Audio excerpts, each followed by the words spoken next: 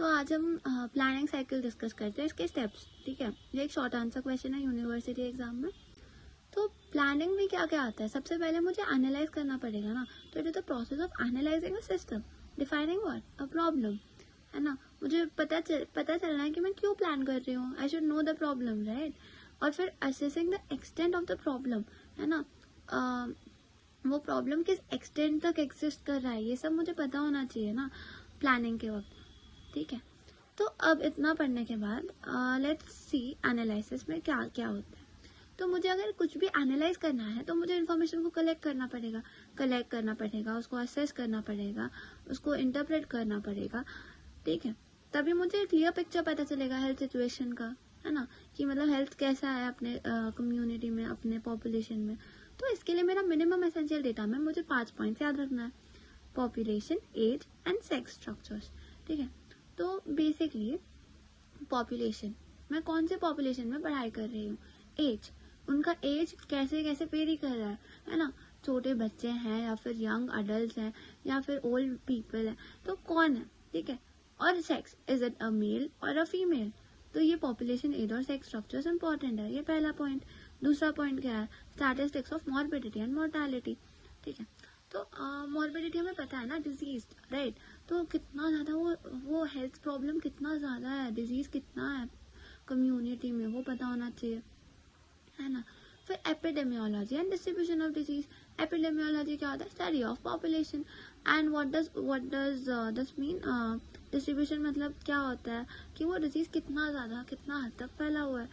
ठीक है, फिर ये हो गया मेरा तीसरा पॉइंट। चौथा पॉइंट हुआ medical health care facilities, man power and training facilities, है ना। तो इसका मतलब ये हुआ कि जो भी मेरे मेडिकल हेल्थ केयर फैसिलिटीज होते हैं ना, मतलब पीएचसी होता है, पब्लिक हेल्थ सेंटर होता है, उधर कितना हद तक वो प्रॉब्लम ठीक हो रहा है ना, कितना फैसिलिटी है उधर, या इंजेक्शन अवेलेबल है, क्या दवाइयाँ अवेलेबल है, ये सब। मैन पावर, ओके, तो मतलब नर्सेस कितना है, स्टाफ कितना है, is it enough for the population और नॉट। ट्रेनिंग फैसिलिटीज, है ना, मतलब अगर मुझे ट्रेन करना है पीएचसी में, आशा वर्कर्स होते हैं, ये सब लोग होते हैं, इनको इंजेक्शन देना सिखाया जाता है, तो ये भी ट्रेनिंग फैसिलिटीज भी इसमें आता है। फिर attitude and belief of a population, right, ये भी इसमें आता है। तो ये एसेंशियल डेटा है अगर मुझे हेल्थ प्लानिंग करना है और मुझे अगर इन्फॉर्मेशन को कलेक्ट एसेस इंटरप्रेट करना है और मुझे हेल्थ के बारे में पता चलना है कि कितना, मतलब पूरा क्लियर पिक्चर कि भाई हेल्थ का क्या स्टेटस है पॉपुलेशन में, तो उसके लिए ये सब चाहिए रहेगा। ठीक है, क्या था? पॉपुलेशन, एज, सेक्स, ये पहला पॉइंट। दूसरा पॉइंट क्या था? दूसरा पॉइंट था मॉर्बिडिटी और मोर्टालिटी का स्टैटिस्टिक्स। ठीक है, मतलब कितने लोग डिजीज है, कितने लोग वो डिजीज से मर चुके हैं, ये सब। ठीक है, epidemiology and distribution of disease, third point. Fourth point, medical healthcare facilities, manpower, training facilities, right. Fifth point, attitude and belief of population. Next, establishment of objectives and goals. Objectives must be established at all levels. Okay, सबसे पहले हमने analysis देखा, definition में क्या देखा कि ये process of analysing a system और defining a problem, assessing the extent to which the problem exist as a need, right. Okay, तो एनालाइज करना, डिफाइन करना प्रॉब्लम को और एसेस करना, ये हम सब ने एनालिसिस में देख लिया। अब next, formulating goals and objectives, क्यों? टू एलिविएट और अमेलियोरेट, है ना, those identifying needs, examining and choosing from among the alternative intervention strategies. Okay, अब इतना पढ़ लिया, अब इन सबको देखते हैं। establishment of objectives and goals, ठीक है, objectives must be established at all levels down to the smallest organization unit। तो अगर मुझे ऑब्जेक्टिव्स को एस्टैब्लिश करना है तो सारे लेवल्स पे होना चाहिए, है ना। मतलब basically it's like steps. Okay, मैं क्या करने वाली हूँ, उसके स्टेप्स। तो ये होता है लेवल वाइज, ठीक है, सारे लेवल्स में। सबसे पहले अपर लेवल पे ऑब्जेक्टिव जनरल होता है और जैसे जैसे ऑब्जेक्टिव नीचे आते जाते हैं उसको ऑब्वियसली और ज्यादा स्पेसिफिक और डिटेल होना चाहिए।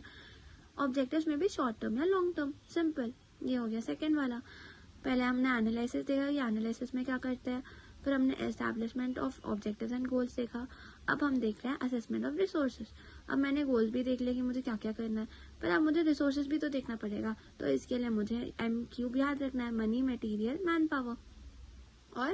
और क्या है? KST या KTS, knowledge, skills and techniques needed for implementation of health program. अब मुझे हेल्थ प्रोग्राम को अगर क्या बोलते हैं इम्प्लाई करना है, तो मेरे को देखना पड़ेगा ना ये सारी चीज़ें कि अवेलेबल कितनी है, ठीक है। तो मुझे इसको भी असेसमेंट करना पड़ेगा। Resources are assessed and a balance struck between what is required and what is available. कितना मेरे को ज़रूरत है पॉपुलेशन के लिए और कितना मेरे पास है, उसके हिसाब से मुझे प्लान करना पड़ेगा, राइट। तो ये है assessment of resources. Next, fixing priorities. In fixing priorities attention is paid to financial constraints, है ना। तो मुझे प्रायोरिटी फिक्स करने के लिए फाइनेंशियल कंस्ट्रेंट्स को देखना पड़ेगा, मॉर्बिडिटी एंड मोर्टेलिटी का डेटा देखना पड़ेगा, और ये देखना पड़ेगा फाइनेंशियल कंस्ट्रेंट्स मतलब मैं कौन से डिजीजेस को लो कॉस्ट में भी प्रिवेंट कर सकती हूँ। और क्या बोलते हैं, मुझे यंगर पीपल को बचाना है ना मेरे इन्वेस्टमेंट पॉलिटिकल और इकोनॉमिकल रीजंस की वजह से, राइट। एंड ऑल्सो कम्युनिटी का इंटरेस्ट उनको बचाने में है, क्योंकि ऑब्वियसली उनके डिपेंडेंट पॉपुलेशन ज़्यादा होती है यंग पॉपुलेशन का, राइट। लाइक अगर यंग पॉपुलेशन है तो बच्चे भी उन पर डिपेंड होंगे, बूढ़े भी उन पर डिपेंड होंगे, तो कम्युनिटी इंटरेस्ट भी उन पर ज़्यादा होगा, राइट। ये आता है फिक्सिंग प्रायोरिटीज में, ठीक है। Next, right up of formulated plan. अब ये प्लान कंप्लीट होना चाहिए, राइट। ये प्लान कंप्लीट होना चाहिए ताकि मैं एग्जीक्यूट कर सकूँ, और each stage of plan is defined and posted and the time needed to implement is specified. कितना टाइम लगेगा वो भी मेंशन किया है, राइट। अब हर स्टेज को मैंने ढंग से डिफाइन किया। अब ये प्लान में वर्किंग गाइडेंस होना चाहिए, जो भी एग्जीक्यूट कर रहा है वो कैसे एग्जीक्यूट करेंगे उसके लिए गाइडेंस होना चाहिए, और बिल्ट इन सिस्टम होना चाहिए फॉर इवैल्यूएशन, ओके। ये हो गया अपना basics of planning, okay. Then ये वापस रिवाइज करके क्या क्या था, analyzing a system. It is the process of analysing a system और डिफाइनिंग द प्रॉब्लम और assessing the extent to which problem exists as a need, formulating goals and objectives to alleviate or ameliorate those identified needs, examining and choosing from among alternative intervention strategies, initiating the necessary action for implementation and monitoring to ensure proper implementation, and also evaluating the results of intervention in the light of stated objectives. तो इसका definition नहीं पूछा था, steps पूछा था। Steps में हमने क्या क्या देखा, एनालिसिस ऑफ हेल्थ सिचुएशन। उसमें मैंने देखा कि मुझे कलेक्ट करना पड़ेगा, असेस करना पड़ेगा, इंटरप्रेट करना पड़ेगा, ताकि मुझे हेल्थ स्टेटस पता चले, क्लियर पिक्चर मिले, राइट। और एसेंशियल डेटा भी देखा कि पॉपुलेशन होता है, population, age, sex, structures, and then we also saw statistic of morbidity, mortality, है ना। फिर एपिडेमियोलॉजी और डिस्ट्रीब्यूशन ऑफ डिजीज, है ना। फिर हमने देखा कि फैसिलिटीज होनी चाहिए, medical health care facilities, training facilities, man power होना चाहिए, और एटीट्यूड और बिलीव ऑफ पॉपुलेशन भी जरूरी होता है, राइट। फिर मैंने देखा कि establishment of objectives and goals में क्या होता है, सारे लेवल्स पे होना चाहिए, और हाई लेवल पे और ज़्यादा जनरल होना चाहिए, जैसे जैसे लोअर लेवल्स पे आए तो वो ज़्यादा स्पेसिफाइड और डिटेल्ड होना चाहिए। ऑब्जेक्टिव या तो शॉर्ट टर्म या तो लॉन्ग टर्म। तो असेसमेंट एनालिसिस हो गया, एनालिसिस के बाद एस्टैब्लिशमेंट भी हो गया ऑब्जेक्टिव और गोल्स का। नेक्स्ट, असेसमेंट ऑफ रिसोर्सेज, है ना। तो अब ये सब मैंने ऑब्जेक्टिव देख लिया, अब मुझे इसको अगर अप्लाई करना है तो मेरे को रिसोर्सेज भी देखना पड़ेगा, है ना। उसमें मैंने देखा M cube and KTS। M cube में क्या था, मनी, मैन पावर, मटीरियल, है ना। KTS में knowledge, skills and techniques, okay.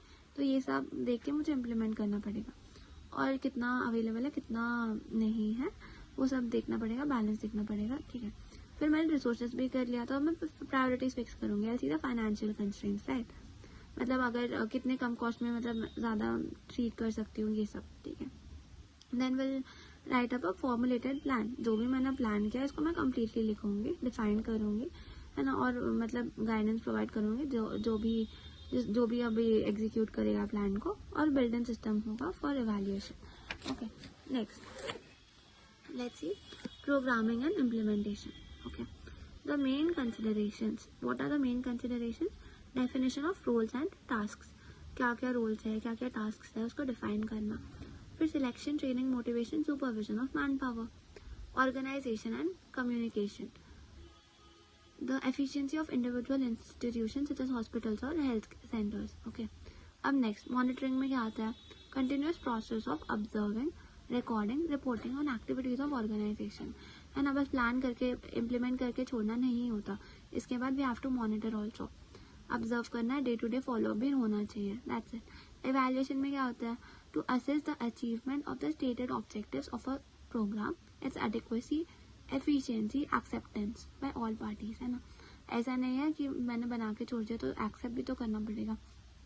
तो वही है, evaluation is mostly concern with final outcome and factors associated with it, है ना। तो फाइनल आउटकम से कंसिडर